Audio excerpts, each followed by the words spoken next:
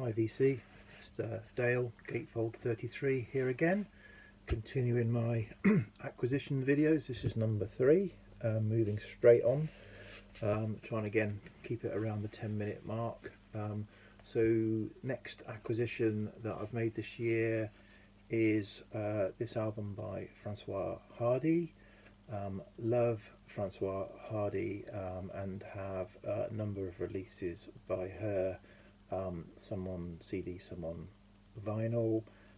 So this record here, I think I came to it through logging some of my albums on Rate Your Music, and kind of like looking across the catalogue, seeing this, reading some of the reviews, testing it out online, and it went onto my want list. And then for some reason this came up on Amazon at £8, including shipping, not from Amazon direct, from the music market. So jumped on that, got it. It was still sealed. It's got a slight damage to the spine. You probably can't see it. Sorry, I won't waste any more time on that. But apart from that, it's fine. Plays fine, and this is fantastic. So originally it was released mid-90s, 96, only on CD. And then this is a 2016, I think, first release on vinyl. So I'll try to show the gatefold. There's Francois, look, obviously older than the typical pictures of her. So Francois Hardy, for those of you who don't know, and I'm sure most people in the VC do, she was one of the sort of 60s French beat yeah or yay singers who went on to develop a solo career, doing perhaps more sophisticated pop and avant-garde as she went on. I believe she doesn't look back on her yeah beat days with any real fondness. She had a bit of a film career as well. She was certainly a pin-up girl, beautiful woman. And this album is, as I said, from '96, so she's much older.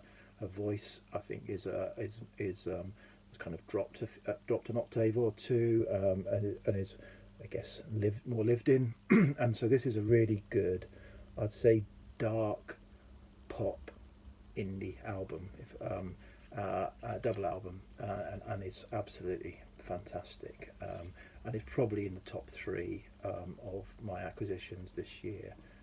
So I was really happy to pick that up. Probably put on to Francois Hardy, so trying to sort of do a tangent here, and do some kind of shout out. So Fred Big Star 1000, when I first got into watching VC videos, was one of my staples for watching everything Fred, and Fred's put me onto an awful lot of music, and he's recently posted a video, so go and check him out. And one of the albums he's championed, which I only have on these 5 CD box sets, and if you've seen those, I've got quite a few of these. They're really cheap and good way to kind of get in with an artist's catalogue, and so I've got lots of these. But this album here, I don't have it on vinyl. La Question, the question, is an album that from, I think, was it 71 to 72, something like that. Fantastic album. 71. I really would like to get this on vinyl, but again, sorry, tangent. I'm trying to think, do I need things on vinyl and CD? So, but some of these seminal albums that are going to probably be in my top 100 albums, or, like others have said, I've probably got 500 top 100 albums, and so albums like that I may one day pick up. I do have some of our earlier albums on vinyl. Most of our albums seem to be called Francois Hardy, which makes it quite hard to pick her stuff up on a catalogue, because they all seem to be called Francois Hardy. I've had a few of her albums. I got rid of a few, which is a bit stupid actually, but kept those ones. Picked them up cheaply at car boot sales and the like. So that's enough rambling about the Francois Hardy.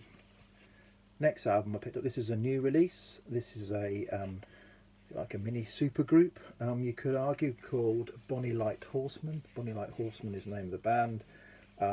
It's primarily three artists. and I can't give much. So Anne Mitchell, I do know and have listened to Anne Mitchell for a number of years. She's a kind of Americana country folk artist, and has done various collaborations over the years. So I knew her, and that's what drew me into this. The others, Josh Kaufman, I've heard of, but I can't give you the background, and Eric Johnson. So the three of them formed this band, and this is a brilliant, really nice Americana folk album, but doing some folk standards. So it's got the roving Blackwater side, so a lot of English and Irish, as well as American songs.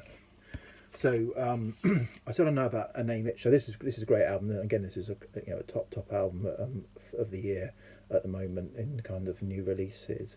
What I know about Anne Mitchell from previous collaborations and stuff she's done, which I've got on CD, which I haven't got here, but the thing that really drew me in is this this album, Hadestown, that she did. So this is like a concept album that she did maybe 10 years ago now, maybe less, which is based around Hades and Persephone and the story, and is fantastic. My wife likes this album because it tells a story, and she's into history and stuff like that. So tells a story. Really good album, which subsequently went on to become a stage show.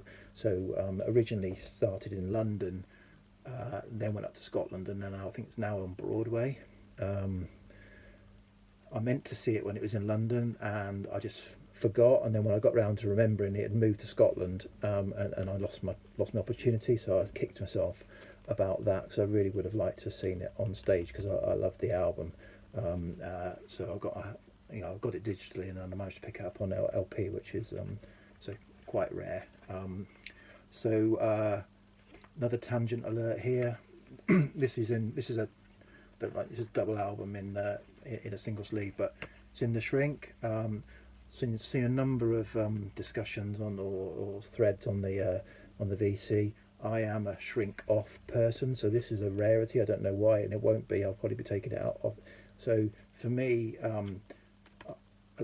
not as much. Part of the enjoyment of the collection is to enjoy the artwork as well as the music, and some scabby Shrink to me is only ever going to spoil the artwork over time.